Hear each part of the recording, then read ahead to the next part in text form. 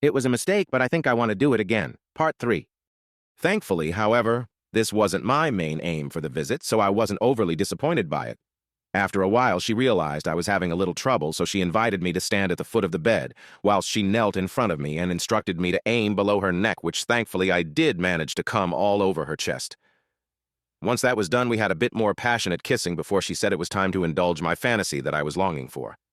Once we parted our lips and our bodies, she ushered me into the bathroom, whereby she instructed me to lie down in the bath, facing up. And at this point, I knew what was coming, and the adrenaline shot right back up, shortly after she mounted the sides of the bathtub, spreading her legs and pussy over me and started to pee on me. I must admit it was quite strong smelling, so she must have been dehydrated. But nonetheless, it was very enjoyable. At first, she couldn't get much to come out, so she said wait there, and she would be back. When she came back, she had a pint glass of water she was drinking.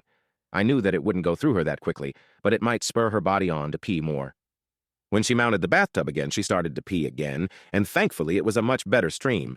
I wasn't sure whether to let her piss on my face, in my mouth or not, just because of the cleanup afterwards, so I decided to let just relieve herself on my body. After she had finished, I was left to shower, etc. And after that, I rejoined her in the bedroom where we talked for a little while, and then it was soon time to leave. As I was leaving, we engaged in another hug. I politely declined a kiss, sadly, purely because I had wiped off all lipstick and didn't want any to come back on me. After I left, I soon started to experience guilt, regret, etc., which I was feeling all the way home. As I was home alone when I got back, I knew I would need to freshen up more, as she had quite strong perfume on, and I could smell it all over me, so I decided to hop in the shower. It's worth mentioning that my adrenaline was still sky high, and so I jerked off whilst I was in the shower and released one of the biggest loads I have ever done. For some time afterwards, I regretted the whole thing, and still do in many ways. However, the naughty side of it has started to creep back in lately, and I have started to think about other fantasies I would like to try, one of which being snowballing. I also often jerk off thinking about the encounter, even though it wasn't the most successful.